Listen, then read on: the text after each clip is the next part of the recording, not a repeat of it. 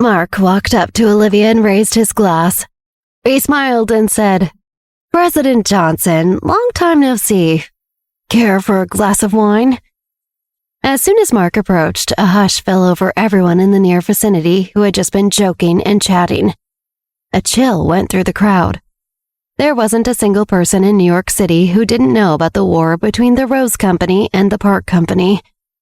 Everyone who saw Mark DeLillo saunter up to Olivia Johnson understood all too well that he did not do so with good intentions.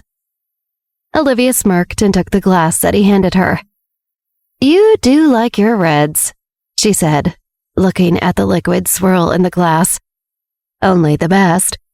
Mark smiled and took a sip from his own glass without looking away from Olivia. He finished and waited for her to take a drink as well. She didn't move. What is she waiting for? He wondered angrily.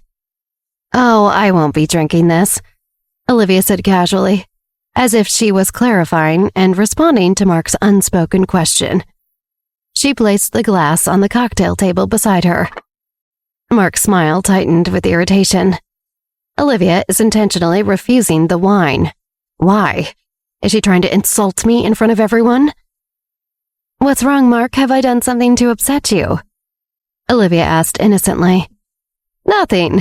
I'm fine." Mark laughed hollowly and moved the rejected glass of wine aside and firmly placed it down. Everyone was so quiet they could hear the glass clink against the table as he set it down. Director Yang, standing beside Olivia, wiped the sweat from his forehead and hurried over to smooth things over. The moment was simply too tense. "What's going on? Miss Olivia, Mr. DeLillo just offered you some wine so he can make a toast to you. Wouldn't it be courteous to at least take a sip?" Director Yang pleaded anxiously. He hoped that leaning on polite customs would get everything back on track. Is that what Mark actually wanted to happen, though? A simple, innocent toast? Olivia asked. He knows as well as everyone else that I've already had plenty of wine. If he's pushing for me to drink more, I suspect he hopes I drink too much, become sloppy, and embarrass myself. Mark felt all eyes turn to him. His plan was to embarrass her and take advantage of her bad luck so that he could appear superior and pull ahead in the race between their two companies. Instead, she had completely turned the tables on him. She accused him of trying to get her drunk on purpose. Suddenly, he was outed as the villain. Of course, that's not what you intended, right, Mark? Olivia suggested. Mark stammered. He swallowed and quickly said, I didn't mean for it to seem like I had ill intentions. Olivia nodded. That's what I thought. You wouldn't do something so offensive intentionally. It was just a mistake. You didn't grow up in New York City, and it seems you still haven't caught up with the manners everyone expects from each other around here. Mark stared coldly at Olivia while she had him right where she wanted him. He could not admit what he was really trying to do, not in front of everyone. Olivia always makes simple plans go so wrong. It's all right. You'll get the hang of it eventually. Olivia smiled. You've made some progress since you first got here. Remember how you showed up at the park company demanding to see me without an appointment? You would never make that same mistake now. Olivia said, pretending to sound positive. You're still hung up on that? Mark scoffed but remained calm. I know it was impulsive to show up at the park company to speak with you without making an appointment in advance. There's no need to keep bringing it up again. That's a pretty honest mistake, isn't it? Perhaps. Maybe I don't need to bring that up again anymore. But what about when you organized the Chamber of Commerce banquet and somehow I was the only one who didn't know the unusual rule that everyone was only allowed to bring one guest? I had to leave my assistant outside. What about that? Can I bring that mistake up since I haven't addressed it directly? Olivia asked. That was my bad, yes. At the time, I should have made it clearer. Mark admitted stiffly. That's right. What business did you have hosting that if you can't understand how things usually work? Olivia frowned disapprovingly. Who knows what you'll blunder your way through next because you lack local experience. You don't know what is customary around here." Mark's eyes widened at her insult, then said, "I won't be making these same mistakes again. Why dwell on what I can't take back when I can focus on improving in the future?" "Yes, it's good to look ahead," Olivia murmured. "But looking ahead, how can we trust you? Have you ever heard of the rule, knock before you enter? There's no taking for granted what you do and what you don't know, I'm afraid. How can we trust you to know any common wisdom at all?" "What are you talking about?" Mark asked impatiently. He could tell from the vibe in the room that this conversation had already damaged his reputation.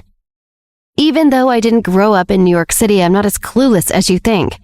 I've only made a few embarrassing mistakes like that twice, maybe 3 times. If I've caused you any trouble, I'll apologize right away.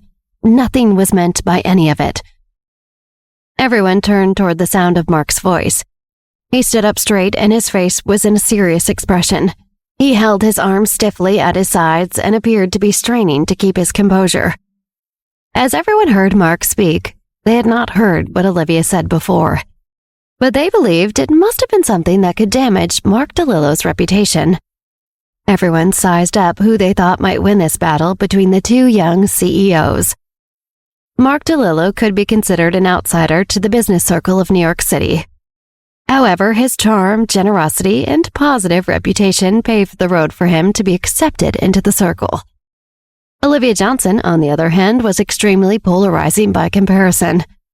Some felt that she was brave, resourceful, and competent, a hero among women. Others felt that she was treacherous, cunning, and a traitor to her family. They thought she was an ambitious young woman in the business world. But no matter what anyone thought, they had to admit she was a very smart and effective businesswoman. However, her character still remained in question. After all, the predecessor of the park company was the Johnson Company, and it was originally run by Olivia's own grandfather. Now that Jack Johnson had moved away to London, Olivia had completely taken over, including changing the name of the company. How did she do it all? Everyone wondered. How does someone so young pull that off on their own? It was complicated, and there would be many twists and turns. But even without knowing all the details, everyone could imagine a big backlash potentially coming down towards Olivia Johnson. She was growing too powerful too quickly. Everyone at the gala's attention was completely on Olivia and Mark, as they had their public verbal sparring match. Mark realized that everyone was staring at him, and he composed himself. He could have taken advantage over Olivia if he manipulated public opinion into turning against her. If I asked everyone in New York City what they think of Olivia, some love her and some hate her, Mark thought. Public opinion is probably split right down the middle right now. If I can just make Olivia look like a terrible person and ruin her reputation, then my plan will be well underway. Everyone knows the most important thing in doing business is having a good reputation. I have to make her look bad. "Can you be honest with me?" Mark asked. He saw a path to victory and felt so close he could practically taste it. He was so filled with hatred for Olivia that there was a murderous look in his eyes. Humiliation isn't enough for Olivia. She needs to meet an even worse fate. "I may not have grown up in New York City, but at least I'm a grown man. You can say what you really think of me, I can take it. I'm not trying to insult you, I'm just asking some questions." Olivia smiled patiently. "Trust me and don't take it personally. Once you've been endangered before, as I have, it makes you extra cautious forever after that." "I don't know what you mean," Mark said. His expression darkened. "You said that you only made 2 mistakes since you came to New York City. How come your mistakes always only affect me?" Olivia raised her eyebrows curiously. "I'm curious as to what you think of me. If you have something to say, just say it. I might not be a big grown-up man, but I can take it too. If you let me know what I should do differently, I can listen." Mark was shocked at Olivia's response. This was supposed to be me humiliating Olivia. Now she's twisting it around to make me look like the bad guy. I need to think of something fast. The mood at the Handler Gala was changing quickly, but Olivia needed to be careful too. One wrong step and the entire social elite of New York could turn against her in a heartbeat.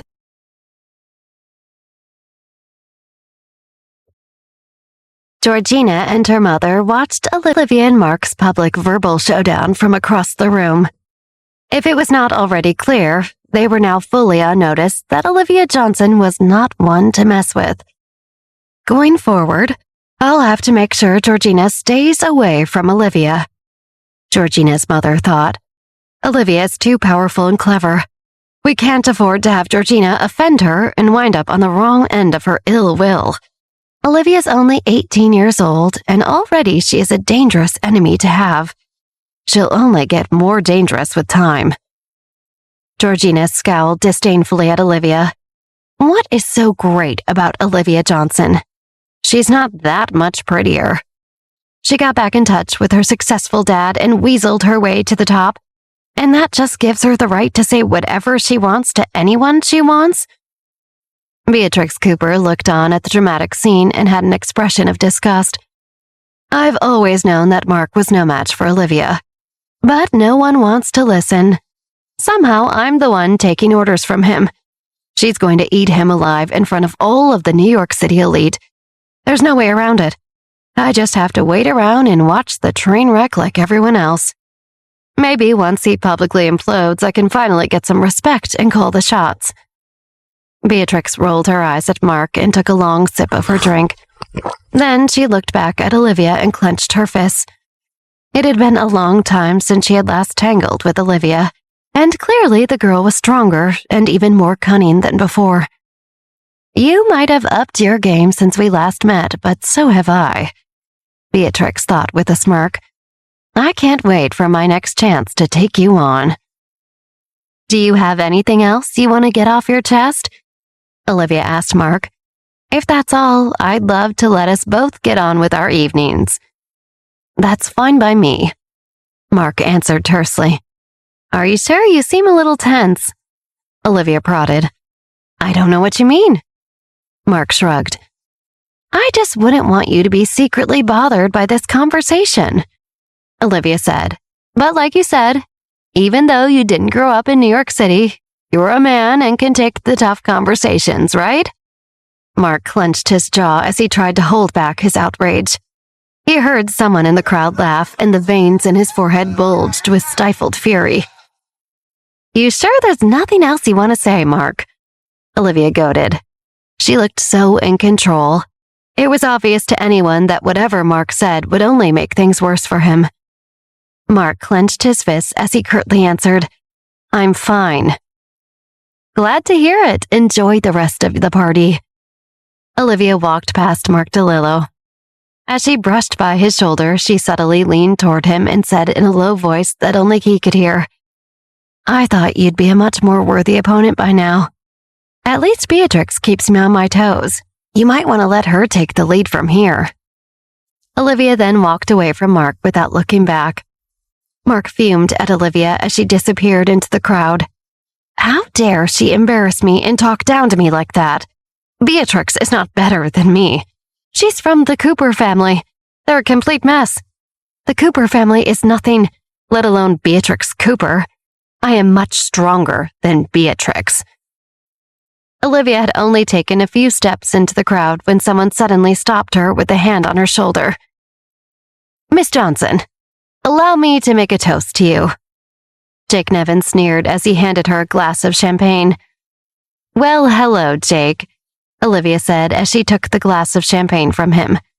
She glanced at the bubbles that fizzed to the top of the glass.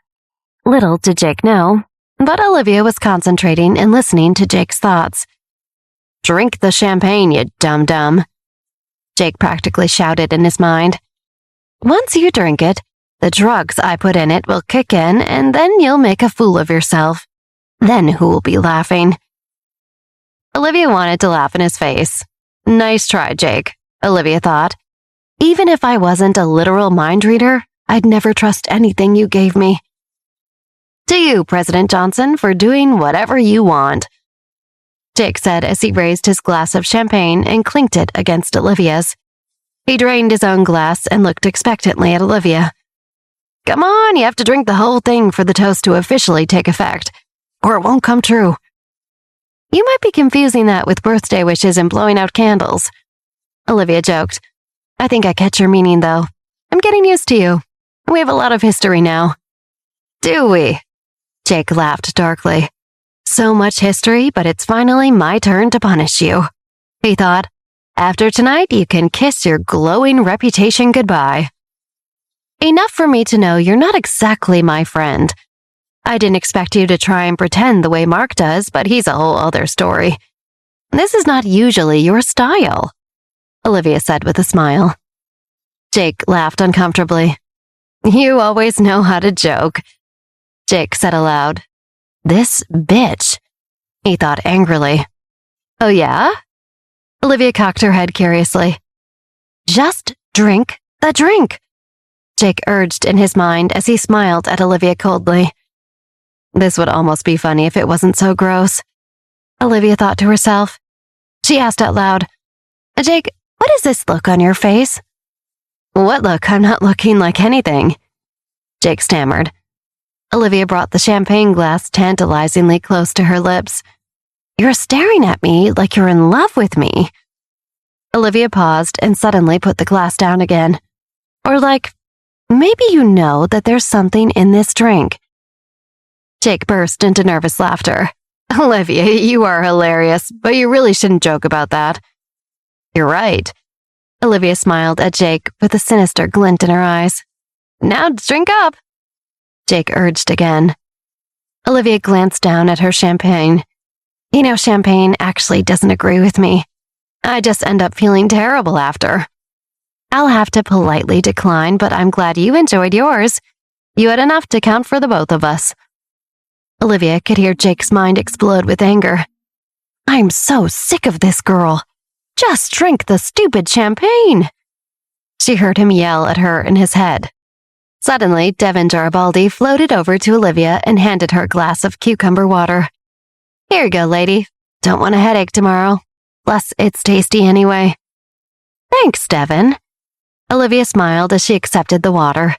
She handed Devin the glass of drugged champagne that Jake had originally given her. Why don't you have my champagne? I haven't even touched it. Olivia turned to Jake. You don't mind if she has it on my behalf, do you? I hate to waste it. Jake looked at the drugged glass of champagne in Devin's hand and sweat beaded his brow. That drugged champagne is for Olivia. If Devin drinks it instead... Jake began to panic as he struggled for an answer. I can't tell Devin not to drink the champagne, but if she does drink it, I'll be in deep shit with the Garibaldi family. I put a big dose in that drink. The color drained from Jake's face as he thought it through.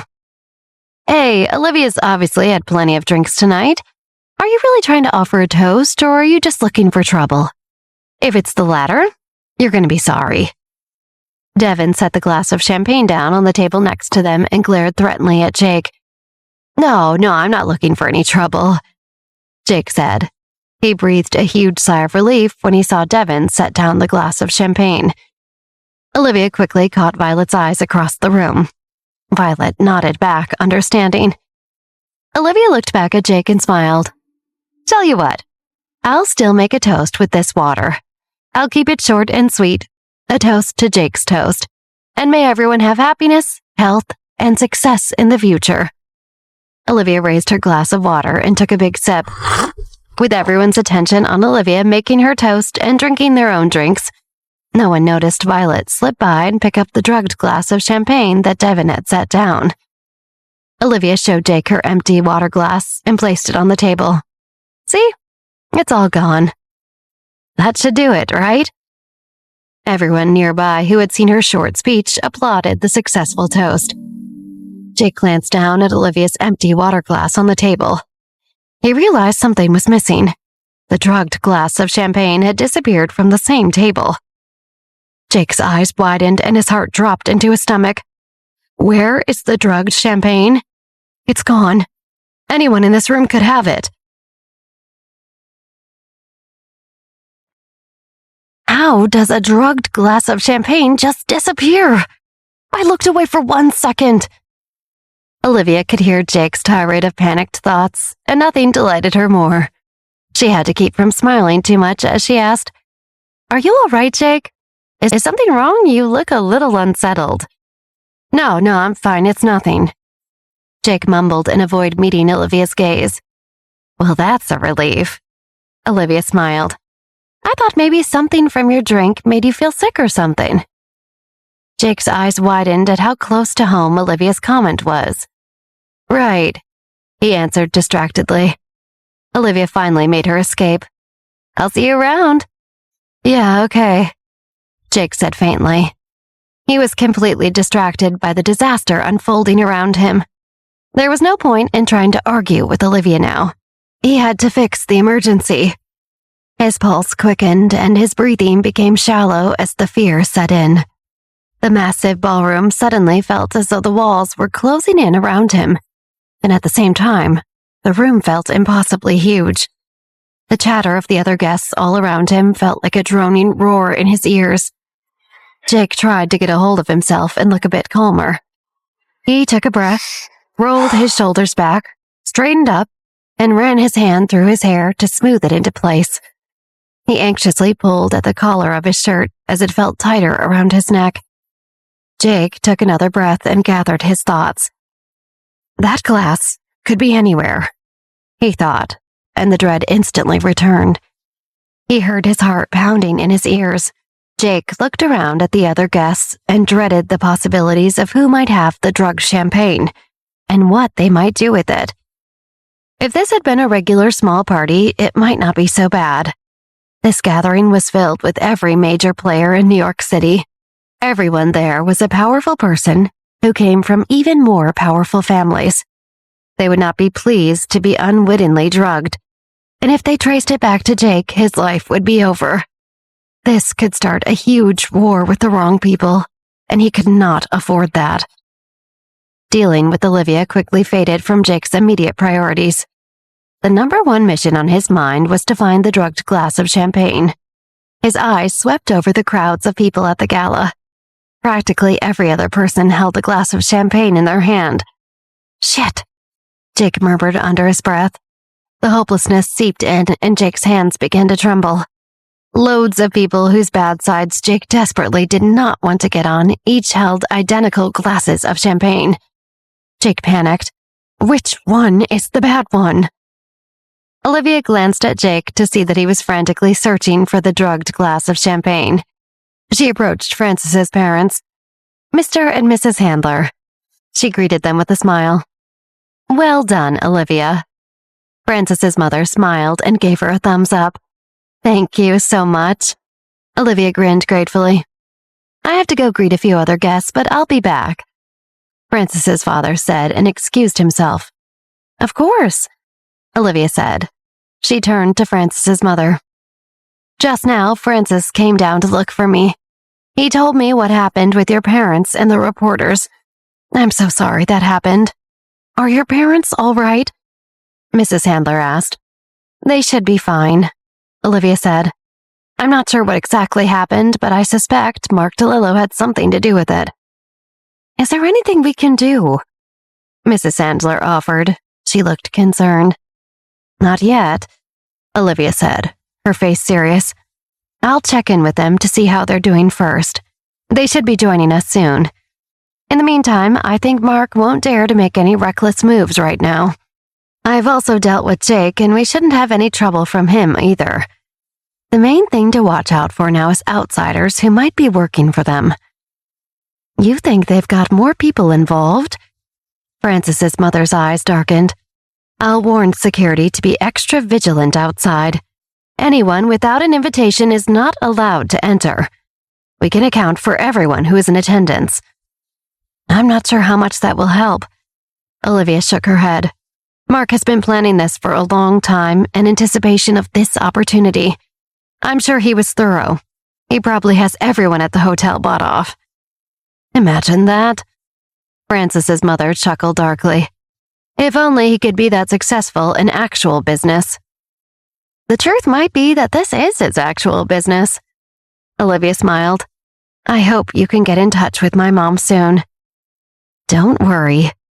Frances's mother squeezed Olivia's shoulder comfortingly. She knew Olivia was worried.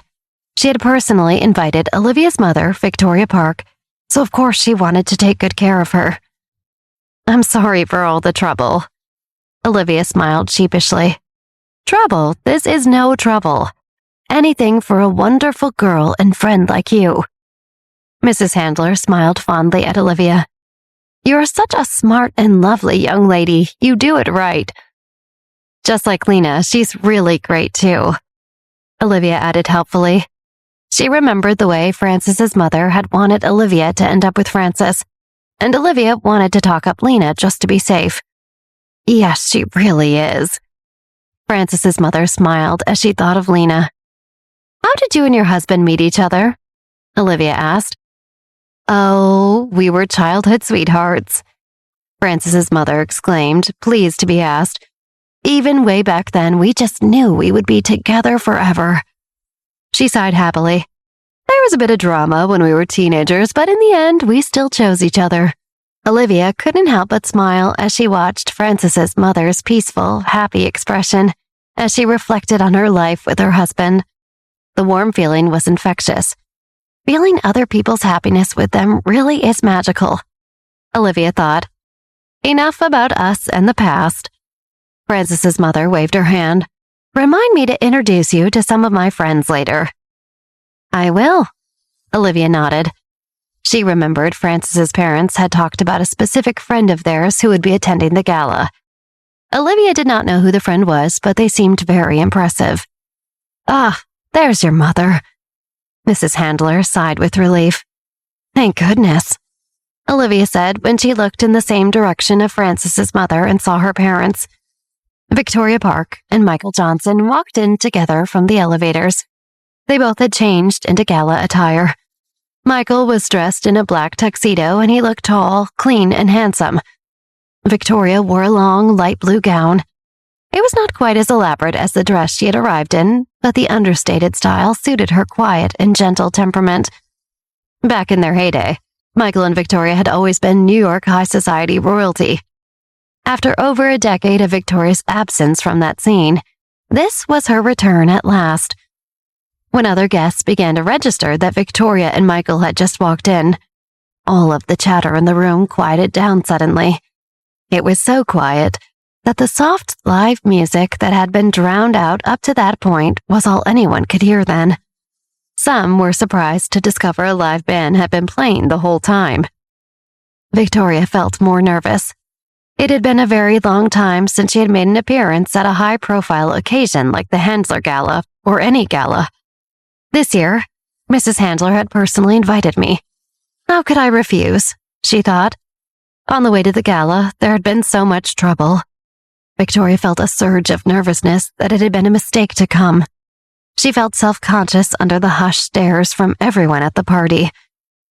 Michael supportively took her hand and linked her arm with his. They were officially attending together for all to see, and he was not shy about it. "Mom? Dad?" Olivia and Mrs. Handler approached Michael and Victoria. "Olivia." Victoria smiled and turned to Frances's mother. "Thank you so much for inviting me to this and making it all happen." "Oh, no need to thank me." Frances's mother smiled. "I'm just so happy you came. The pleasure is all mine." "I'll let you catch up while I do my greetings." Michael nodded to Olivia. He walked over to Frances's father and they exchanged pleasantries. Meanwhile, Olivia, Mrs. Handler, and Victoria laughed together. The attention their laughter attracted made Victoria a little self-conscious. "It's okay," Olivia said, understanding. Mrs. Handler nodded enthusiastically. "You don't need to force it, it's just—" After a pause, she had a rare, serious facial expression. "You will need to watch your backs tonight. With Olivia's prominent status these days, more incidents like the harassment from the paparazzi that you and Michael experienced today are likely to happen again." Victoria's heart sank. Was that just the beginning? She wondered. Is our family in real danger tonight? Olivia saw the worried look on her mother's face and subtly squeezed her arm gently. Victoria, although slightly apprehensive about re-entering the high society scene, found solace in Olivia's reassuring presence. With Olivia here, we'll be okay, Victoria thought. She knows how to handle herself. Olivia smiled at her mother, silently telling her that everything would be okay. Victoria smiled back, finding strength in their bond. Mrs. Handler watched the touching moment between mother and daughter and sighed. Victoria, you are truly the luckiest woman in the world. First, to have a daughter, and second, for her to be as remarkable as Olivia. Both Victoria and Olivia beamed at the compliment, appreciating the kind words. Frances's mother continued, her enthusiasm growing with each word. I've always dreamed of having a daughter. You know, daughters bring a certain flair to life. They're like living, breathing bursts of joy. They understand you, empathize with you. Not like sons who are, well, more like puzzles. Victoria and Olivia exchanged a slightly uncomfortable look as she went on. Daughters are so much better at conversations, aren't they? Mrs. Handler mused. They talk about feelings, thoughts, even dreams. With sons, it's all one-word answers. Take Francis, bless him, he's so… well, he's not exactly a firecracker, is he? He's more into his video games and gadgets, not much for chit-chat. Her face lit up with a wistful expression. Imagine having a daughter to go shopping with, sharing secrets over a cup of tea. Gossiping about the latest fashion trends, that's the dream, isn't it? A girl to share all those special mother-daughter moments with. The empathy on Victoria and Olivia's faces deepened as Mrs. Handler lamented. I mean, Francis, he's a good boy, but he's just so dull sometimes. Always holed up in his room with hardly a word to say. Having a daughter would have been so much more lively. Unbeknownst to her, Francis had quietly approached and overheard the last part of her monologue. His expression was a mix of hurt and disappointment, striking a chord of guilt in his mother's heart when she finally noticed him. Mrs. Handler, flustered and stumbling over her words, attempted to apologize. Francis, darling, I didn't mean for it to come out like that. Francis interrupted her, his voice tinged with a mix of hurt and frustration. So you really think I'm dull? His mother tried to salvage the situation. No, not dull. I mean, you're not the most, engaging. But that doesn't mean I don't love you. You've done a great job finding a nice daughter-in-law, and I'm grateful for that. Francis's annoyance grew. Is that all you care about, Mom? Marrying me off? Maybe if you weren't so obsessed with finding me a nice daughter-in-law, you'd see I'm more than just your matchmaking project. His mother, her voice rising, responded defensively. Francis, you're so socially awkward and quiet. I'm trying to help you. Without a girlfriend, I worry you'd just be dull, alone, and shy forever. Francis shot back with a hint of humor in his exasperation. Oh, great. Thanks for the vote of confidence, Mom. So I'm just a shy, boring boy in need of a girlfriend to be interesting? That's just wonderful. His mother, attempting to lighten the mood, said with a chuckle, Well, when you put it that way, it does sound a bit harsh. But you know I only want the best for you. A little social push never hurt anyone. Francis, rolling his eyes, retorted jokingly. Yeah, because a social push is exactly what every introverted son dreams of from his mother. Olivia noticed the growing tension between Francis and his mother and smoothly intervened. She gently pulled Francis aside, giving him a moment to breathe away from the crowd. Hey, Francis, let's take a second, okay? Olivia softly suggested, helping him calm down. You and your mom just had a little disagreement, that's all.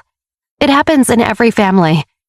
Just take a deep breath and mingle a bit. It'll help, trust me. Francis took a deep breath, nodded in agreement. He appreciated Olivia's level-headed approach and decided to take her advice. He walked over to his mother, ready to smooth things over. Meanwhile, Olivia scanned the room and spotted Morgana.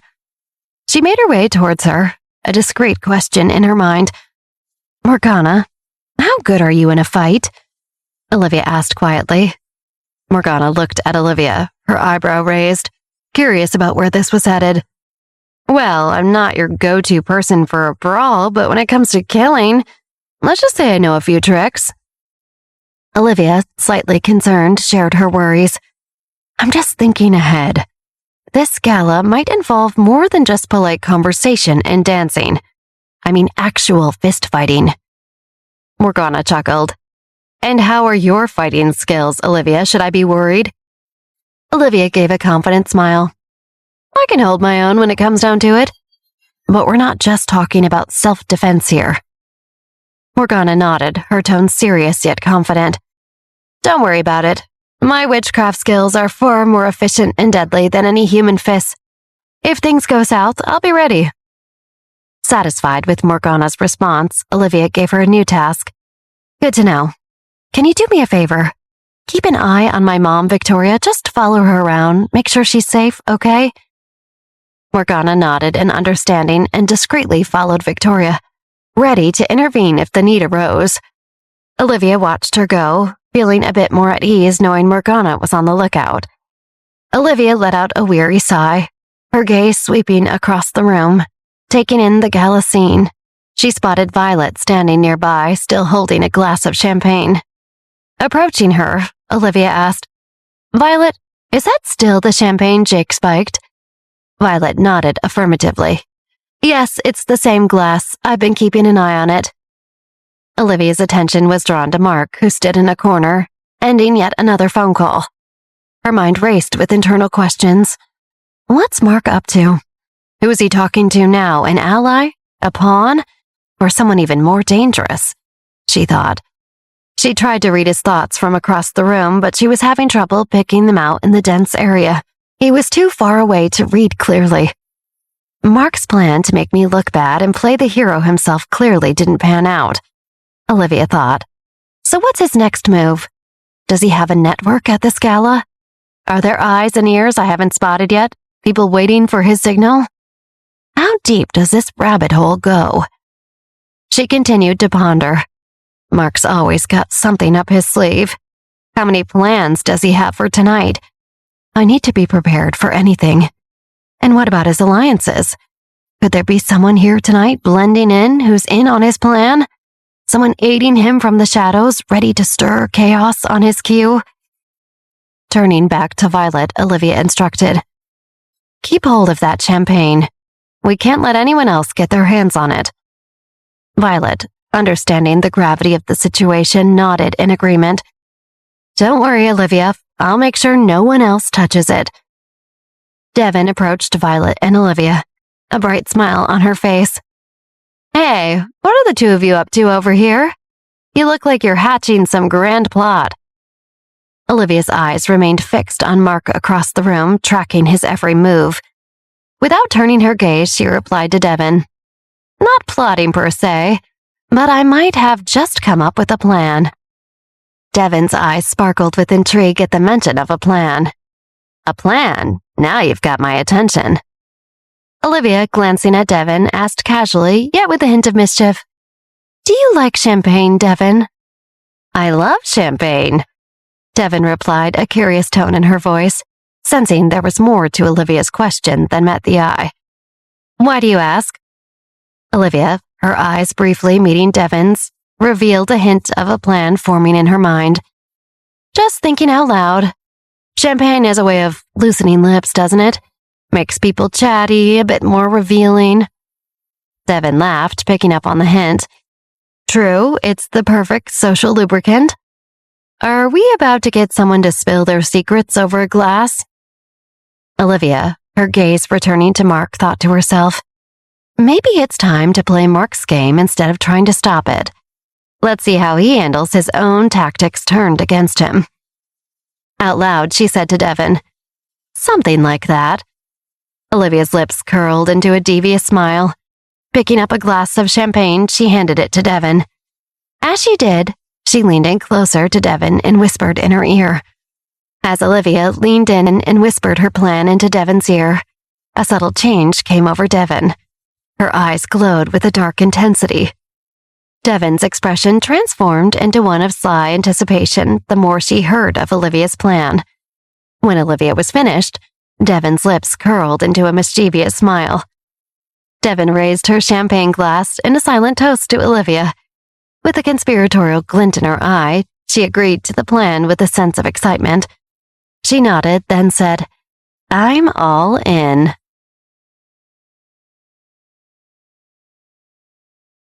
From across the room, Jake caught sight of Devon holding the glass of champagne. His eyes widened in alarm and panic set in. In his mind, a frantic mantra repeated, "Is that the poison glass? I think it has a secret mark on it. Don't drink it, Devon. Don't drink it. Don't drink it. Don't drink it. Please, for the love of God, don't." Devon, sensing a pair of eyes on her, glanced across the room and locked eyes with Jake. She noticed his panicked expression and glared at him with a mischievous glint in her eye before looking away. She teasingly brought the glass close to her lips, enjoying the moment. Jake's internal panic escalated. No, no, no, no, no, no, no, please don't drink it, he thought, his heart racing. Devon reveled in Jake's discomfort, her thoughts laced with amusement. This is too good. Look at him squirm, he's freaking out. I love messing with Jake. Jake was a whirlwind of anxiety, questioning how the situation had spiraled out of control. How did she even get that drink? This is bad. This is really, really bad. If she drinks that champagne... He couldn't tear his gaze away from Devon, his worry palpable even from a distance. Every time Devon feigned a sip, his heart skipped a beat. Again, Devon brought the glass close to her lips, Jake's expression bordering on hysteria. In her mind, Devon chuckled at Jake's visible distress. He looks like he's about to have a heart attack. How red can one guy get? Jake, on the verge of a panic attack, continued to watch helplessly, his mind racing with worst-case scenarios. Devon, thoroughly enjoying the power she held at that moment, playfully toyed with the idea of taking a sip, her actions perfectly timed to maximize Jake's discomfort. Should I go for one little sip just to see his reaction? She thought, a devilish smile playing on her lips. Jake's mind was in overdrive as he watched Devon toy with the champagne glass. Okay, think, Jake. How do I stop her? Should I yell out? No, too obvious. Cause a distraction? But how? He visualized the potential fallout. If a Garibaldi drinks this spiked champagne, it's the end of me. The Garibaldis don't play games. They'll come after me, no doubt about it. The thought of the Garibaldi family's potential revenge sent shivers down his spine. They'll want blood. My blood. This can't be happening. I need to do something. Anything. Meanwhile, Devon, fully aware of Jake's turmoil, watched him out of the corner of her eye, a sense of satisfaction filling her. Look at him squirm. It's amazing how much power I have over him right now. As she brought the glass to her lips again, Jake's internal panic escalated. This is it. She drinks that and I'm done for. My life as I know it is over. Maybe she'll drop the glass. Please let her drop it. Devon was having too much fun watching Jake sweat across the room. He's completely at my mercy. I could crush him with a single sip. This power, it's intoxicating. Jake's thoughts were racing, desperately hoping for a miracle. Drop the glass, Devon. Please just drop it. I'll do anything, just don't drink it. Mark, from across the room, couldn't help but notice Jake's peculiar behavior. Jake was visibly red, sweat forming on his brow, looking like he was on the verge of a meltdown. What on earth has got Jake in such a state? Mark wondered, curiosity piquing his interest. Deciding to investigate, Mark made his way over to Jake. As he approached, Jake jumped, startled by Mark's sudden presence as he was completely absorbed in his own panicked world. Jake looked like a kid who had been caught with his hand in the cookie jar. He nervously shuffled his feet, avoiding eye contact, his gaze darting around the room. Jake, what the hell is going on with you? Mark asked, his tone a mix of concern and suspicion. Jake, fumbling for words, tried to act as though Mark wasn't there, his voice trembling slightly. Oh, nothing, just enjoying the gala. Mark wasn't buying it. You're sweating bullets and look like you've seen a ghost. What's wrong? Jake remained evasive. his nervousness increasing under Mark's scrutiny. Mark's patience was wearing thin. "Jake, what's wrong? You better start talking," he demanded, his voice firm. Jake, now visibly afraid, looked like he was caught between confessing and running away. I can't, Mark. It's complicated." Mark's expression hardened, sensing that whatever was troubling Jake might be more serious than he initially thought. "Start talking, Jake, now," he insisted, his tone leaving no room for further evasion. Jake's words tumbled out in a mess of incoherence, attempting to reassure Mark. "It's, nothing, really, just gala things, the usual stuff." Mark, unimpressed and growing impatient, pressed further. "Jake, you're clearly panicking about something. It's obvious. What's going on?" Jake rambled on, his words becoming increasingly disjointed. "Well, the thing is, you see, it's like gala, right? And people, drinks, and, nothing to worry about." Mark's frustration was evident as he glared at Jake. "This is nonsense, Jake. Out with it, or so help me." Feeling cornered, Jake blurted out the truth, his voice laced with nervousness. I spiked a glass of champagne. I gave it to Olivia, but now Devin has it, and I'm freaking out because she might drink it." Mark's face turned to one of fury. "You did what?" he hissed, barely containing his anger. "Why would you do something so recklessly stupid?" Jake stammered, trying to justify his actions. "I thought I was helping, to make Olivia look foolish, to get the upper hand." Mark seethed. "I never told you to drug Olivia, Jake.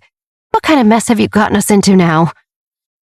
Jake's face was the picture of worry, realizing the gravity of his mistake. I didn't think it through. I just wanted to win, to take Olivia down." Mark tried to think of a way to mitigate the disaster Jake had created. "We need to fix this, and fast, before it blows up in our faces." Mark's expression hardened as he issued a direct command to Jake. "You need to knock that champagne out of Devin's hand now." "I can't do that, Mark. I've already annoyed her. If I knock it out, she'll think it's deliberate, and she'll hate me even more." Mark shot back, his voice laced with sarcasm. "Oh, as if you're not already on everyone's favorite list here." Jake shook his head desperately.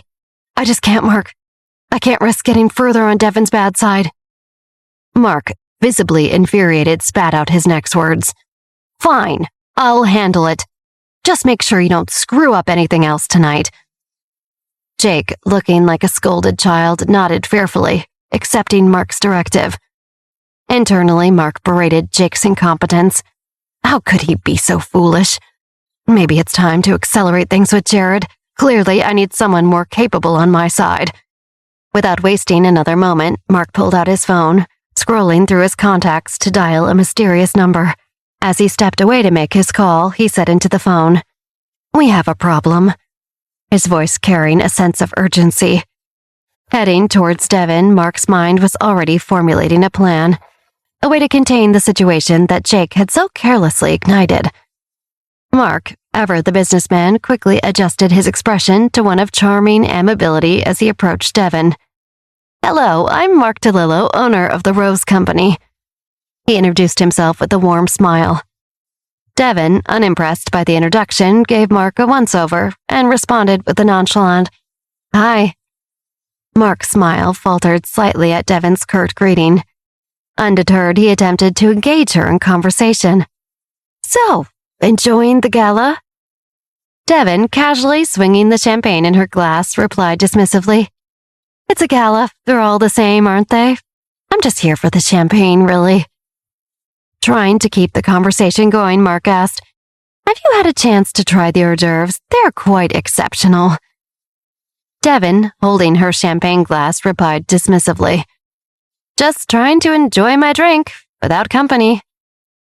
Acknowledging the rebuff, Mark nodded politely and excused himself, his annoyance barely concealed. As he walked away, Mark's eyes caught sight of a waitress standing near Devin. He discreetly motioned for her to meet him in a secluded corner of the room. Devin, observant as ever, noticed Mark's gesture. She watched him with a calculating gaze, pondering his next move. He's trying a different angle now, Devin thought, Mark really doesn't know when to quit, does he? But I'm always one step ahead. Her thoughts were interrupted by a loud commotion at the entrance of the gala. Security was loudly confronting a man, insisting, "You can't enter, sir. You're not on the list." The other guests began to whisper among themselves, their curiosity piqued by the unfolding drama at the entrance. The man yelled back at the guards, his voice laced with annoyance and urgency. "Look again, it has to be there. I'm telling you, my name is Chris Jones."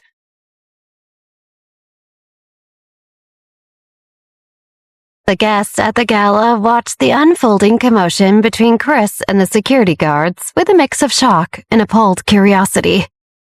Chris, growing increasingly frustrated, tried to reason with the guards. "Listen, I should be on that list. There's been some kind of mistake. Can you check again, please?" The security guards, unmoved, responded firmly.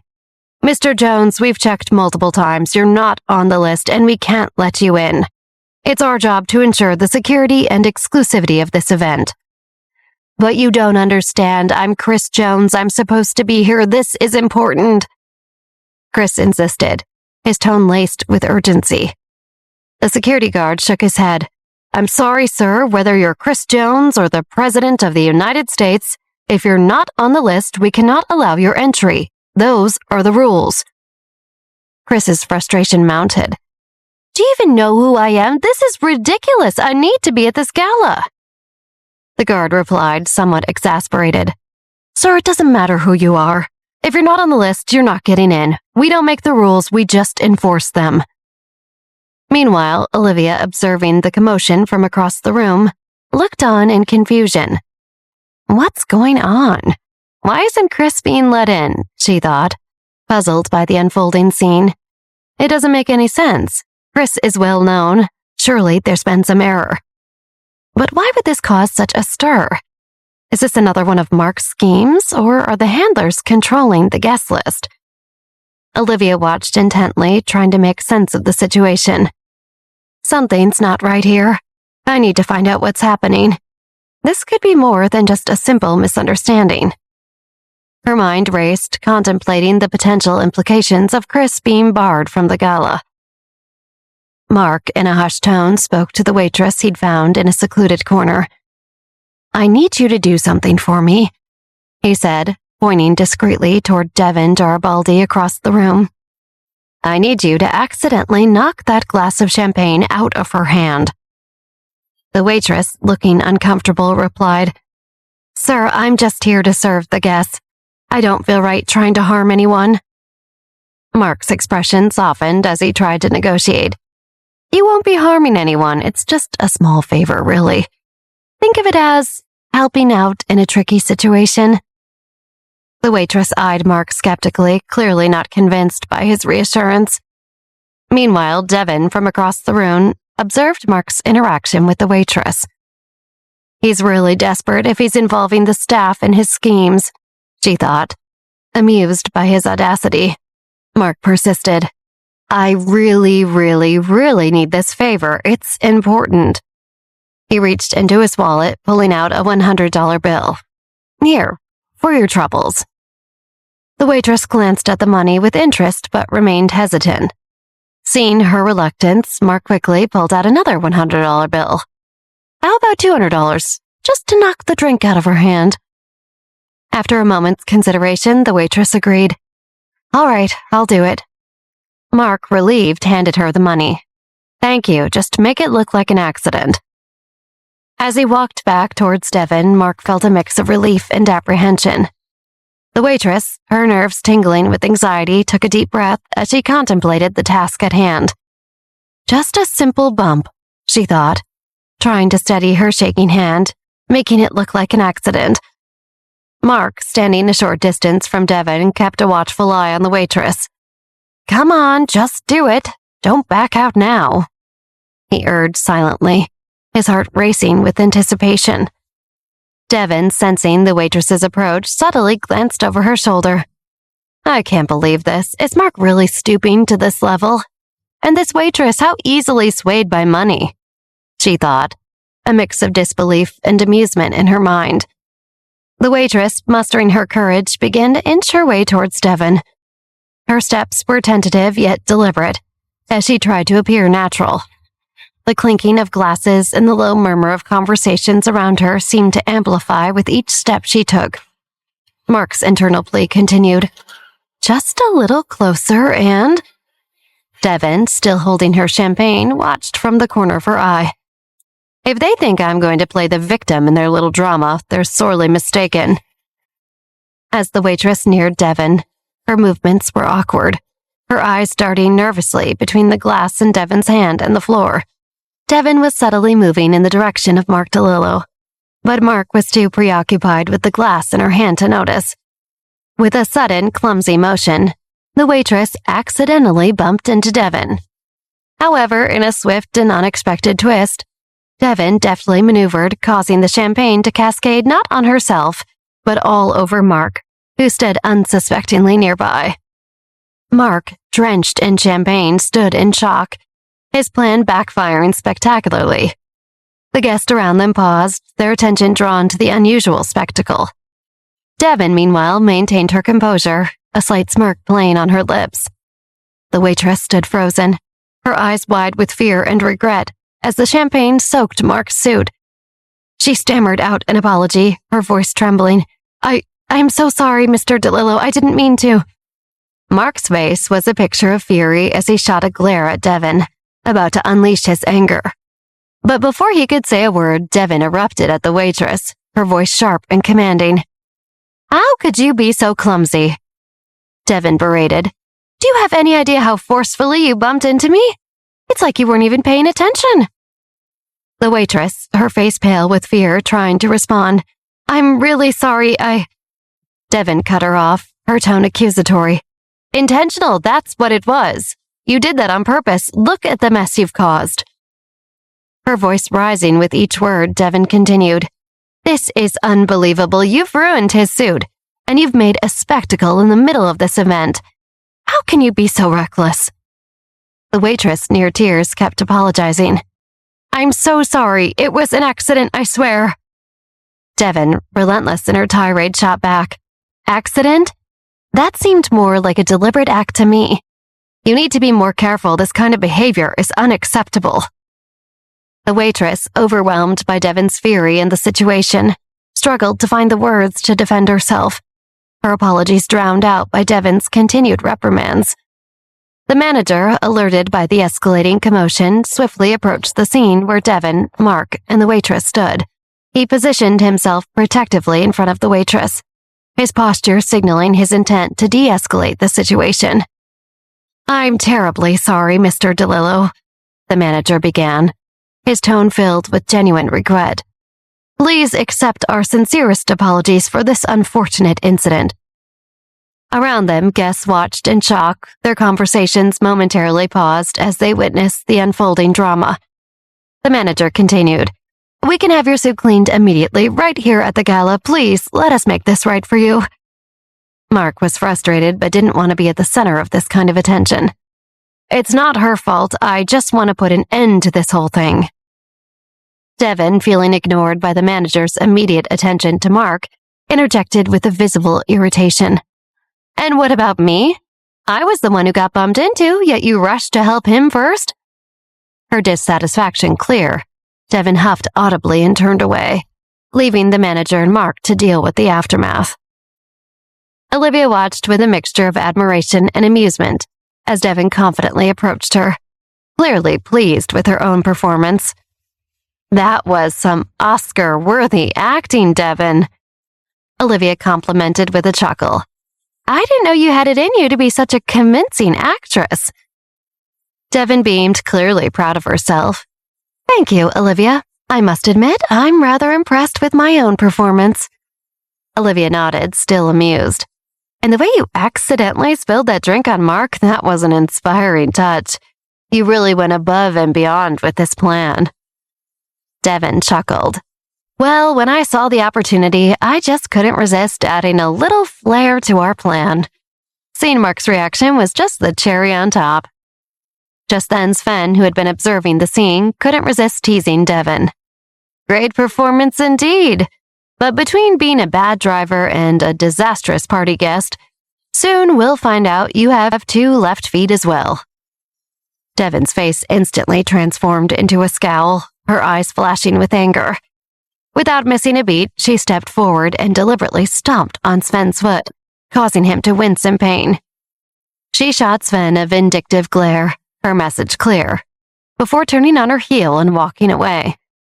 Olivia, slightly taken aback by the exchange, turned to Sven. "Why did you have to provoke her like that?" Sven rubbed his foot, still feeling the sting of Devon's stomp. "I don't like her, Olivia, especially after watching her treat that waitress so harshly." Olivia's thoughts were interrupted by the realization that Sven was at the gala. "Wait, Sven, how did you even get in here?" If Chris couldn't make it into the gala, how in the world did Sven? Sven smirked at Olivia's question. "Between me and Chris, who do you think is more likely to sweet-talk their way past a problem? And which do you think will explode and make things worse?" Olivia pursed her lips, stifling a smile. "I see your point. Honestly, Chris was making such a commotion with security that I just slipped past him." Sven's attention wandered as he watched Devon Garibaldi strut away from the mess with the waitress and Mark DeLillo. Sven shook his head in disapproval. "That girl is just intolerable. The way she acts around people, it's insufferable. I can't believe you're friends with that terrible girl, Olivia." Olivia rolled her eyes. "Devon is not terrible, Sven. She's actually a very kind and caring person. You just haven't seen that side of her." "Kind and caring? I saw how she treated that waitress. That was neither kind nor caring. It was just plain rude and entitled." "Sven, the whole thing with the waitress was a misunderstanding.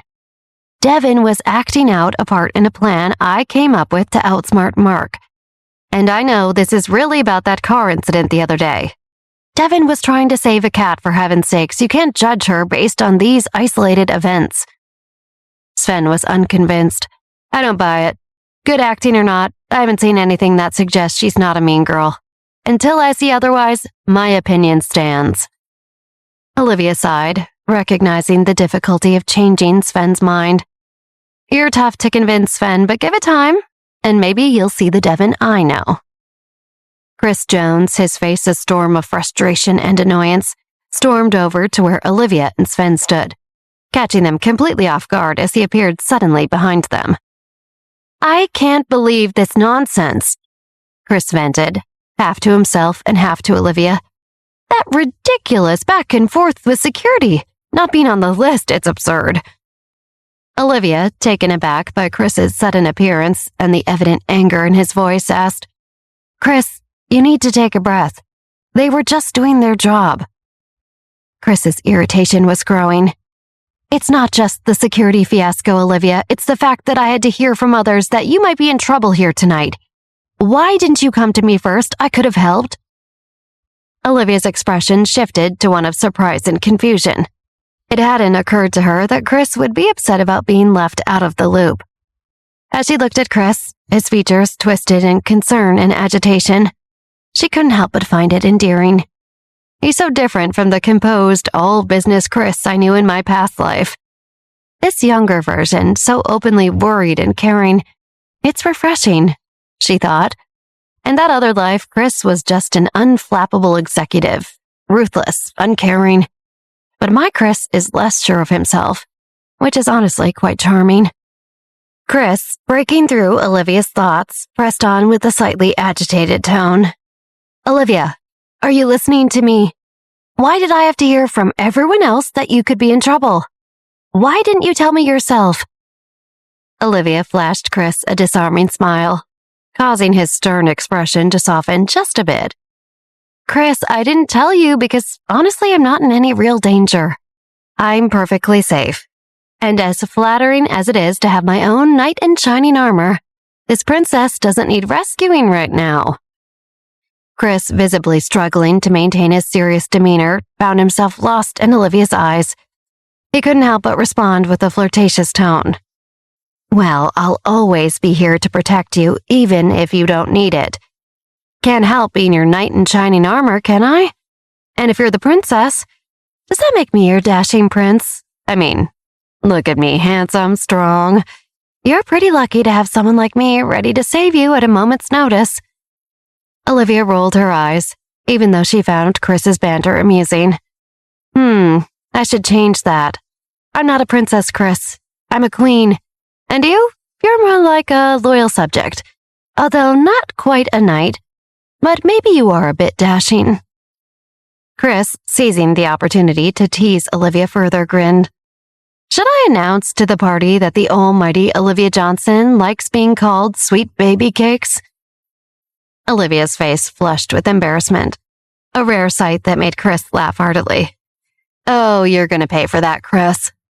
Olivia retorted playfully, her embarrassment turning into mock indignation. I swear I will end you if you keep this up. Sven watched Olivia and Chris with an expression that hovered between disbelief and queasiness. Their flirty banter seemed to turn his stomach. Abruptly, he interjected. Can we focus on more pressing matters, like the fact that I could have a broken toe here? Chris glanced at Sven, his expression a mix of confusion and concern. A broken toe? How did that happen? Olivia, rolling her eyes at Sven's dramatics, responded. He doesn't have a broken toe, Chris. He's just being his usual dramatic self. But Sven, not to be sidelined, launched into a theatrical recount of the incident. Oh, it was terrible, Chris. Devon, in her pointy heels, stepped on my foot with all her might. It was a deliberate attack. I'm sure of it. She could have seriously injured me. Olivia crossed her arms. When did this happen? I didn't see it. It was while you weren't looking, Olivia. There I was, minding my own business, and bam, she comes along and crushes my foot with her heel. It's proof of how rude and hurtful she is. Who knows what damage she's done? Chris looked at Sven, still trying to piece together the dramatic tale. That sounds intense. Are you sure it's not just a misunderstanding?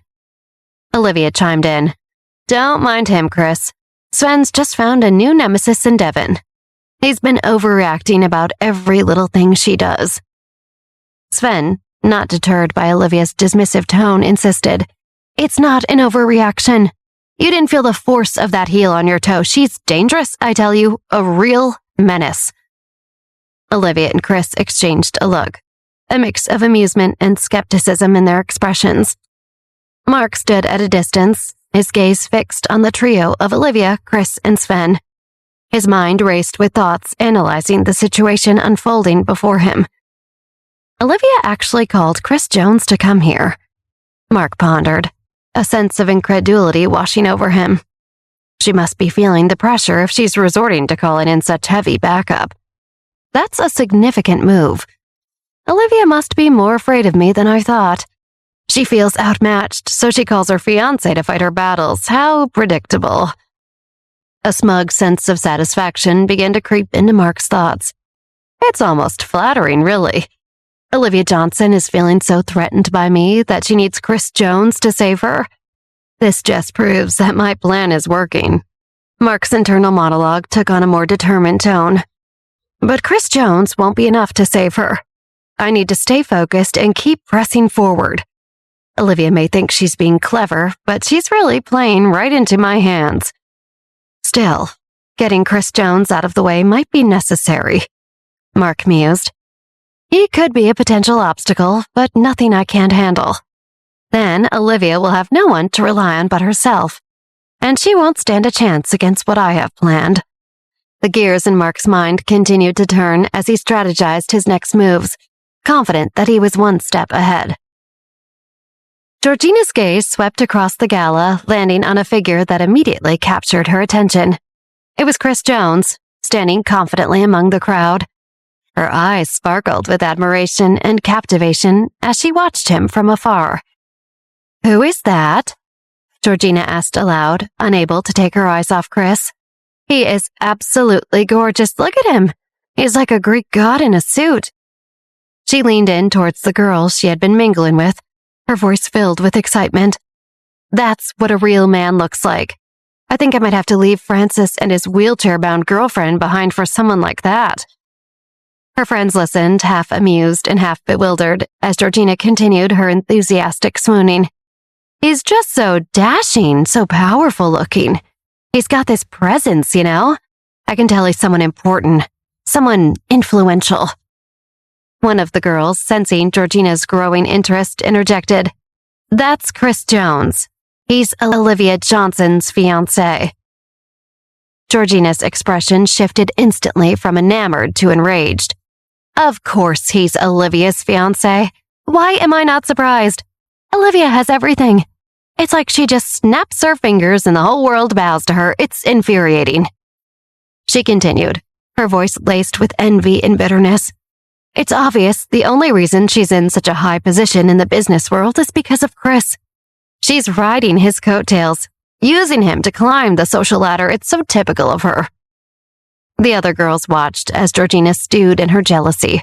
Her earlier infatuation with Chris now tainted by her growing animosity towards Olivia. A sudden commotion erupted as a frenzied pack of paparazzi burst into the grand hall of the Handler Gala. Flashbulbs popped and cameras clicked in rapid succession, disorienting the guest. The paparazzi, like a pack of wolves, zeroed in on their target, Victoria Park. Shouting questions over each other in a cacophony of noise, they swarmed around her, their lenses intrusively close. "Victoria, tell us about the Monica and Rachel incident. Did you orchestrate their downfall? Was it all your plan?" Their voices blended into an overwhelming clamor, each photographer and reporter vying to capture her response. "Victoria, was someone else pulling the strings? Who was behind the scenes?" Amidst the chaos, Victoria stood, caught like a deer in headlights. Monica and Rachel. What had they done now? "Victoria Park, what do you have to say for yourself?" Victoria, once a composed figure of grace and elegance, found herself suddenly overwhelmed by the intrusive swarm of paparazzi. Their rapid-fire questions bombarded her from all sides, each more accusatory than the last. "Victoria, who's really behind the Monica and Rachel scandal?" shouted one photographer, thrusting his microphone towards her. "Did you sabotage them to get back with Michael Johnson?" yelled another, his camera flashing incessantly in her face. The questions continued relentlessly and probing. "Are you using Michael to regain your family's power? Is this all a ploy for control?" Victoria, besieged by the onslaught, looked around desperately for an escape. The flashing lights and demanding voices created a disorienting cacophony that was almost paralyzing.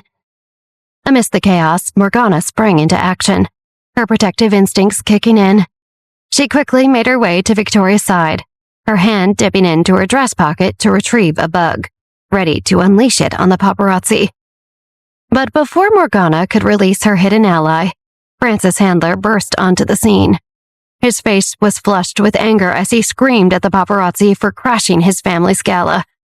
"Put your cameras away. This is a private event. You have no right to be here."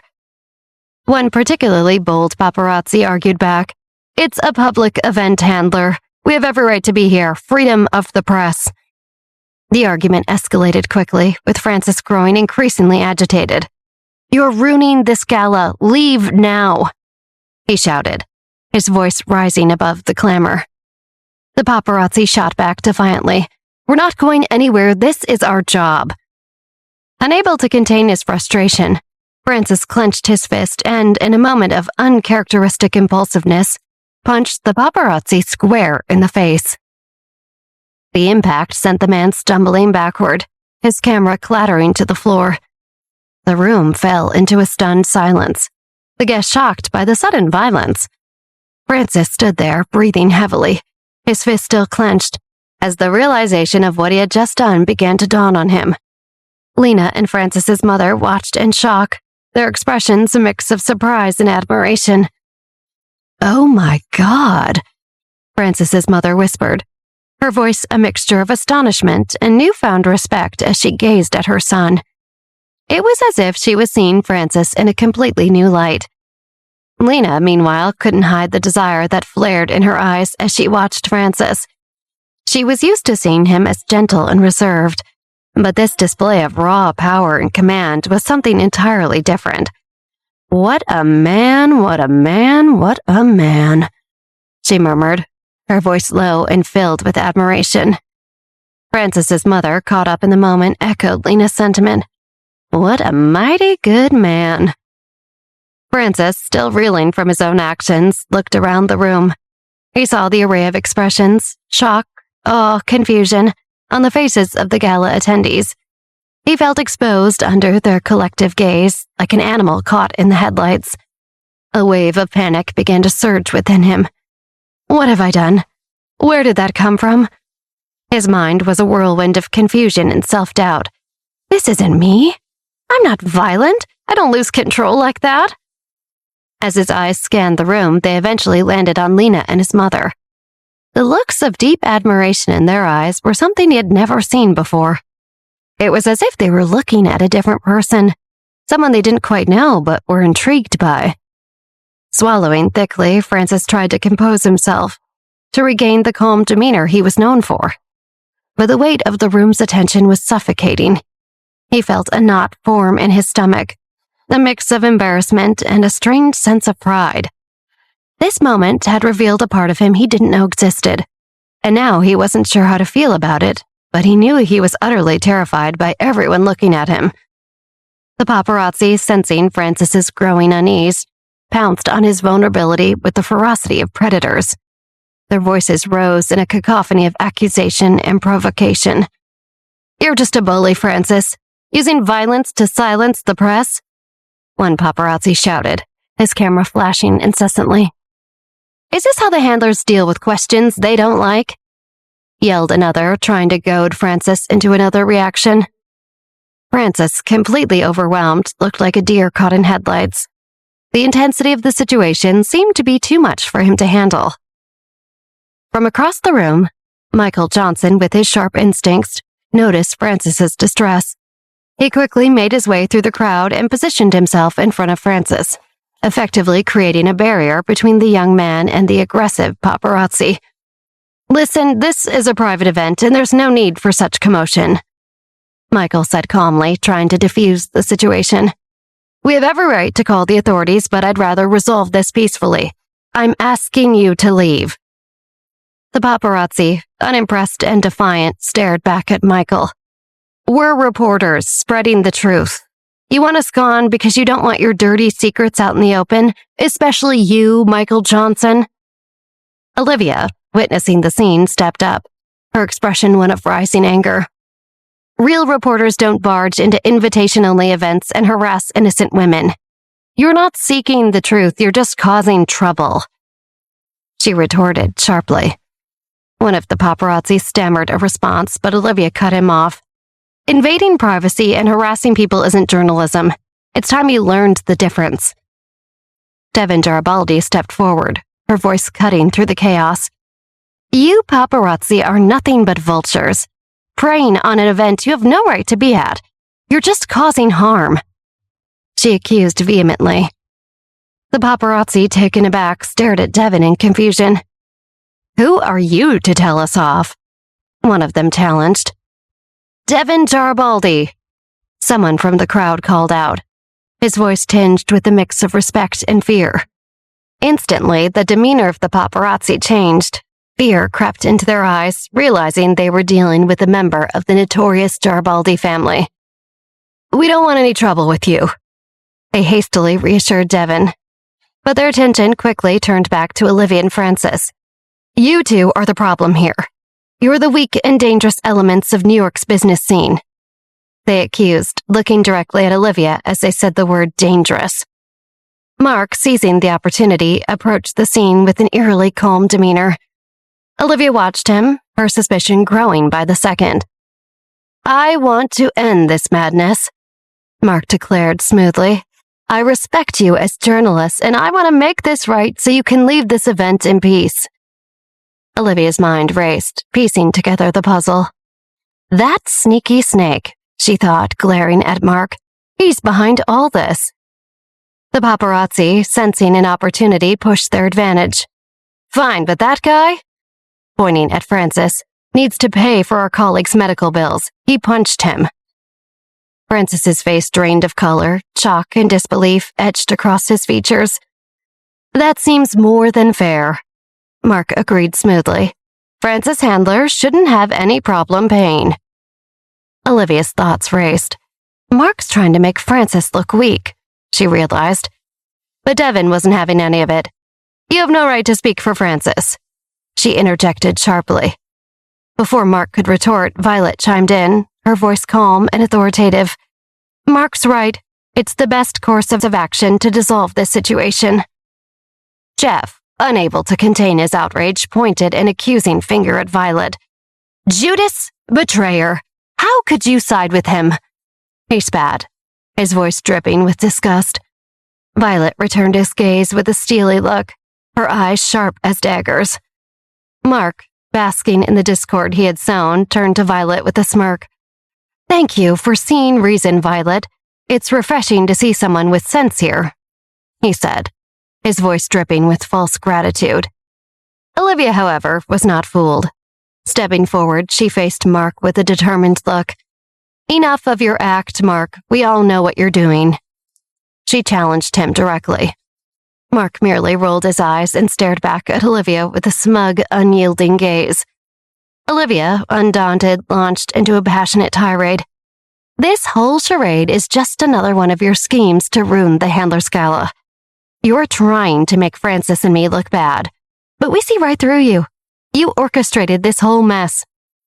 The revelation sent a ripple of shock through the gathered attendees, their murmurs rising into a crescendo of gasps and whispers. Unfazed, Mark maintained his smug demeanor, locking eyes with Olivia in a silent battle of wills. Accusations require proof, Olivia. Do you have any? Mark said as his eyes stayed locked on Olivia. Without missing a beat, Olivia shot back. Do you ever do anything without leaving a trail of chaos? The Handlers are respected in the city, and you're here trying to turn their gala into a tabloid headline. It's disgraceful. The paparazzi seized the moment to strike back. Olivia Johnson and the Johnsons have no place to judge or call out anyone. Michael Johnson's wife is locked up while he struts around Manhattan like nothing's happened. Where's his guilt? His empathy? His conscience? They yelled, their voices filled with scorn and accusation. The tide was turning against Olivia. She needed to do something to win them over, and fast. Before Olivia could mount a defense, something surprising happened. The atmosphere in the grand hall became electric as Michael Johnson stepped forward, his demeanor shifting from calm to confrontational. I'm not married anymore, so your accusations are baseless, he began, his voice rising above the crowd's whispers. I've been through a divorce, which means the woman you're referring to is not my wife. And if you knew the truth, you'd understand it's not me who lacks empathy or concern, but my ex-wife, Rachel. That's why she is where she is. Michael continued, his words laced with frustration. The paparazzi, sensing an opportunity, pressed on. Throwing Rachel under the bus again, Mr. Johnson? You're a real piece of work, accusing a woman in jail who can't even defend herself. One of them sneered. Let's not forget about your daughter, Monica. What kind of man lets his daughter take the fall for his misdeeds? Another added. Michael's agitation grew as he defended himself. You don't know the half of it. The things Rachel did, that's why she's in jail, not because of me. And Monica, I never wanted any of this for her. The accusations flew back and forth, the paparazzi relentless. What about the fires? Rumor has it you didn't even visit Rachel in the hospital. You just left her there. Meanwhile, Olivia watched with mounting frustration. Enough, she exclaimed, stepping forward. Let's see some press badges and credentials, anything to prove you're not just sleazy paparazzi looking for a scandal. But the paparazzi were unyielding. Trying to silence the truth, Miss Johnson? We don't take orders from you. We're legitimate journalists, not your employees. Olivia stood her ground, her voice sharp. Then prove it. Show me something, anything, that validates your legitimate journalism. I'm waiting. The paparazzi huddled together, their voices growing louder and more defensive as they tried to evade Olivia's persistent demand for credentials. "We don't have to show you anything," one retorted, their tone snide. "You're just trying to distract everyone from the real story here." Another chimed in, his words laced with accusation. "Yeah, Miss Johnson is afraid. She's got so many skeletons in her closet. She's trying to silence our freedom of the press." Olivia, unfazed, shot back. "I'm not asking for much, just one badge. Show it, and you're free to expose whatever truth you claim to have." But the paparazzi remained adamant, countering her request. "Why should we? You're clearly trying to cover up your own dirty secrets."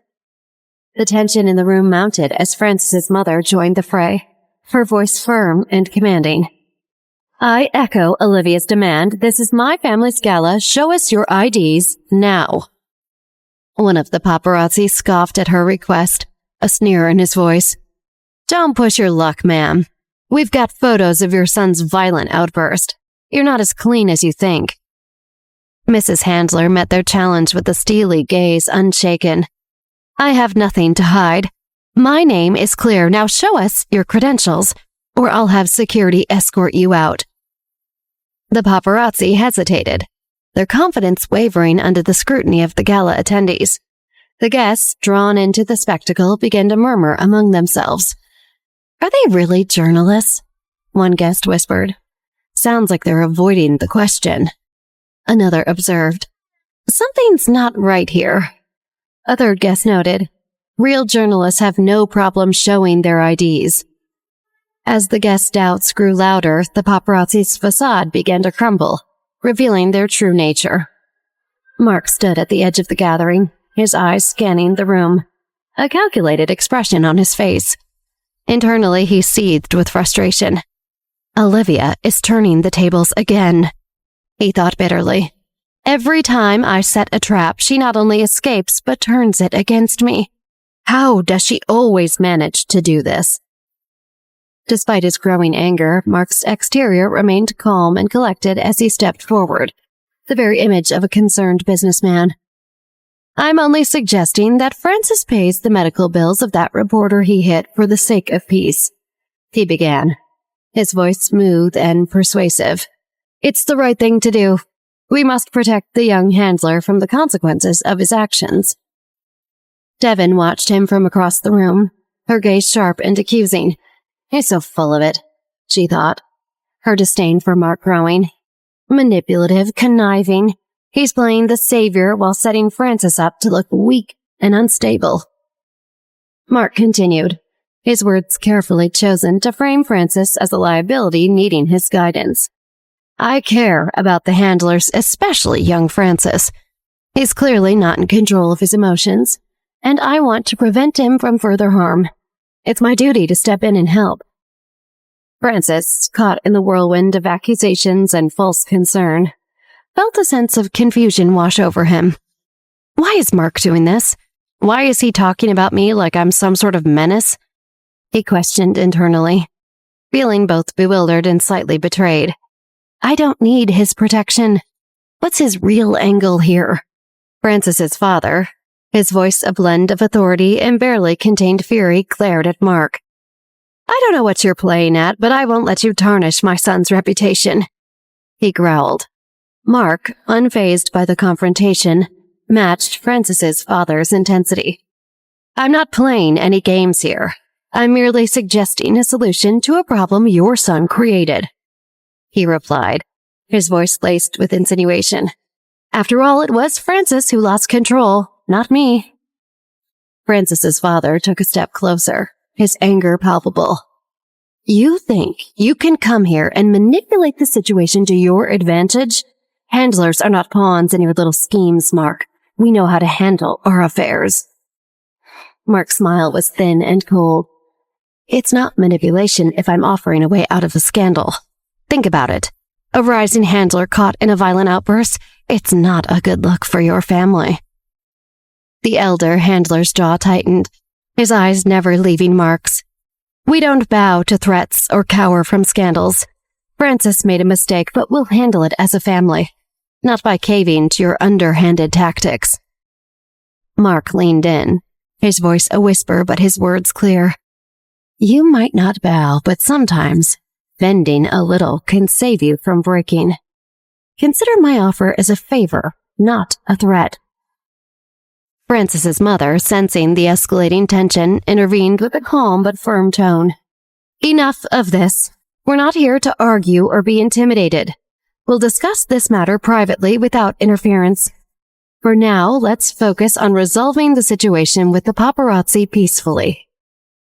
From the shadows at the back of the room, Georgina's mother observed the unfolding drama with a mix of intrigue and suspicion.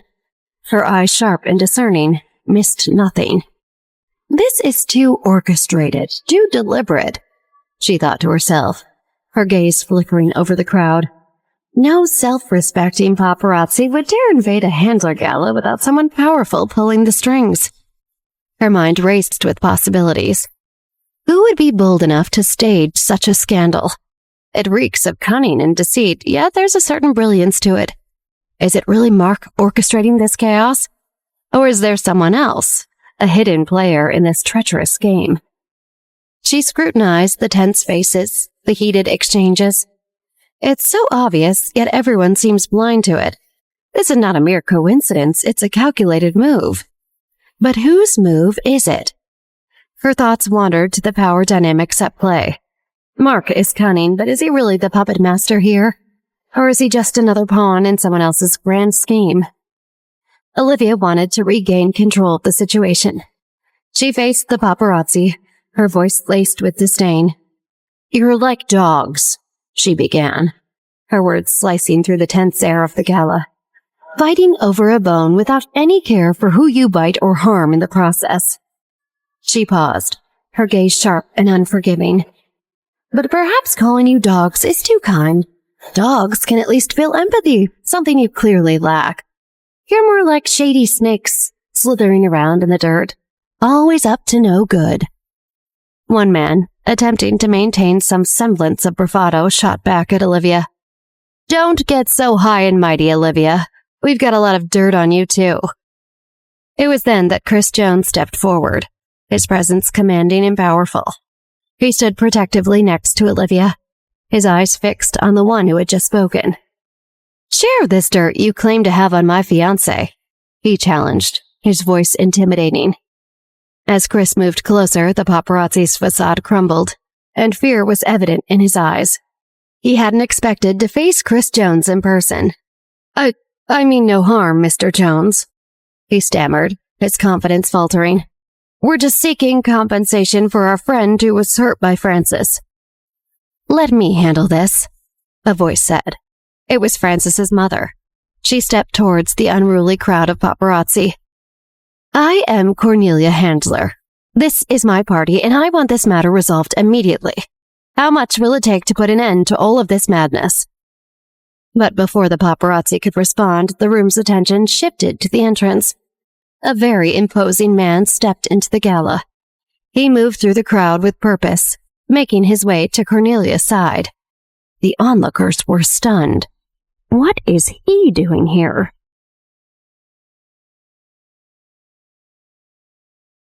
Is that Jonathan Watson? Gasps sounded through the crowd, and all of the paparazzi looked terrified. The Watson family's Jonathan Watson? A woman asked as she spilled her champagne. The Watson family, like one of the 4 ancient families of Europe, those Watsons? A man said to his partner with a tremor in his voice. The crowd's whispers turned into an animated discussion. Olivia did not recognize this man, but learned who he was from the excited, nervous people talking in the crowd. The Watson family was very secretive. They were never flashy or showy, but were known as the most powerful of the 4 ancient families. They were dangerous, and Jonathan Watson was Francis's uncle, Cornelia Handler's brother. Lena turned to Violet Cartwright, who was still beside her. What do you know about the Watson family? Violet sighed and replied in a low voice. I think the most important thing to know about them is that they've been power players in politics for generations.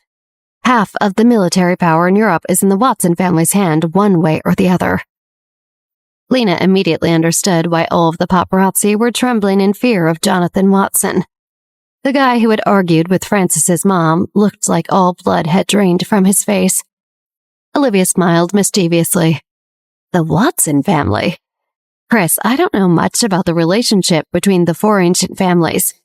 Wouldn't it be incredibly easy for anyone from the Watson family to make someone disappear without a trace? Chris smirked back at her. Yes, it really would. Olivia's words were like lightning striking the terrified paparazzi where they stood. Mark DeLillo's mind was also blank in fear and shock.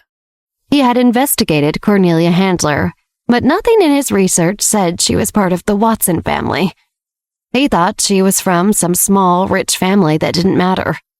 He wondered silently to himself, why would he have thought that she was from one of the four ancient families, and the most dangerous one? And how the hell did my sources miss that? Cornelia frowned, noticing the change in the crowd's mood. She shook her head. Look how frightened everyone is, she thought sadly to herself.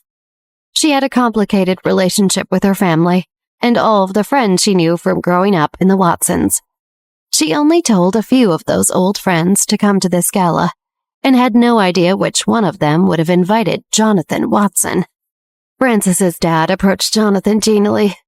Your journey here must have been exhausting. Thank you so much for making the trip. Jonathan grunted and gave a nod. Roger, he said flatly. I can't believe my sister, Cornelia Watson, fell in love with a bookworm like Roger Handler. Jonathan thought with disdain. At the very least, he takes good care of my sister, I guess, so I can put up with him being such a weakling. Jonathan sauntered over to Cornelia. Little sister, good to see you. Jonathan? She greeted him, stiffly hugging him. Jonathan crossed his arms. I think you and everyone here should know that even though the Watson family has been keeping a low profile the last few years, it doesn't mean that anyone can provoke us however they like. I haven't been hunting recently, but I still have claws. He looked around at the room, but especially at the paparazzi, who had hoped to escape his wrath. If you want to bully one of the Watson family's members, you have to make sure you can handle the rest of us. I want to know who would like to defend themselves to me. Cornelia didn't like the conflict, but did feel like the chaos needed to be reined in. So she smiled and nodded without saying anything else to interrupt. Everyone else was stunned by the appearance of Jonathan Watson, and how much terror he was already inspiring. Everyone had only thought of the Handler family as friendly, kind business people. Cornelia had always presented herself as only a Handler, and never mentioned her original surname. Nobody in the room had known before this moment that she actually had a 900-pound gorilla behind her, or a whole family of them. Frances's mother took a step toward the pale, scared paparazzi and assessed them all with no expression on her face. Now, are you ready to talk honestly with me? Who instructed you to come here? One of them, the bravest, attempted to begin talking. He glanced at Mark DeLillo and saw that his face was threatening. He gritted his teeth and continued. We heard that Michael Johnson's wife almost died in a fire recently, and thought that there would be more news to dig up, so we chased after him in Victoria Park. Cornelia held out her hand. I want to see your press identification, all of you. The paparazzi trembled as they all went through their pockets and camera bags, rifling through things, and one by one handed over their IDs. Cornelia accepted them and looked through the IDs. She snorted. Well, they are not who they say they are. Yes, one of them cried desperately. We aren't here to cause trouble. We wouldn't dare to cause any trouble here. Cornelia rolled her eyes incredulously. Didn't you ask for justice from my son? The paparazzi whom Frances had punched immediately piped up. No, I don't want it. We're square. Don't worry about it. I'm fine. Cornelia laughed. Wow, things change so fast around here these days. She was glad that Frances wouldn't be thrust further into the spotlight, but she wished there had been an easier way to diffuse the situation. Jonathan Watson stared down all of the paparazzi from behind his sister and did not say anything more. He walked up to her side, there to support whatever she wanted. He didn't care about anything else. Cornelia crossed her arms, knowing she was toying with them at this point. Don't you have anything you wanted to ask, Mr. Johnson? If you want to ask, do it quickly. And if not, then get the hell out of here. Mark DeLillo fumed from across the room. He thought silently. Every single one of these gutless idiots is about to pee their pants. They have not lived up to my expectations whatsoever. I know they want to run, but they'd better not. I paid them $1 million to help me. Even if I can't offend the Handler family, I have to ruin Olivia's reputation today one way or another. I have to make Michael Johnson and his family become the street rats that they are. One of the paparazzi stared at Jonathan Watson, terrified, even though Jonathan's expression looked indifferent. The paparazzi swallowed, his throat feeling like sandpaper, and stepped forward. He looked at Michael Johnson. May I ask Mr. Johnson about Mrs. Johnson? Michael interrupted, annoyed. I am not married, like I've already told you. The paparazzi glanced at Mark again and steeled himself. Did you know that your ex-wife was attacked in prison? Michael sighed, irritated. I don't know. I don't care who sent you, but my past marriage and my family are private. You don't need to ask me anymore because I will not tell you. But Mr. Johnson. Another paparazzi stepped forward. You can't just evade the question. We're here to find out the truth. Olivia called out from where she stood. Since you want to find the truth, why don't you go to prison and interview Rachel herself? Wouldn't that be a better way to get the true story? Be serious. Olivia rolled her eyes, thinking about what Rachel must be getting up to in prison. Who is she putting on an act for? Olivia wondered silently. It's definitely not for my dad. Olivia focused her mind, opening it up to the thoughts of the reporters. Her temple tingled as their anxious fears and inquisitive questions floated through her mind. She concluded that the paparazzi were not lying.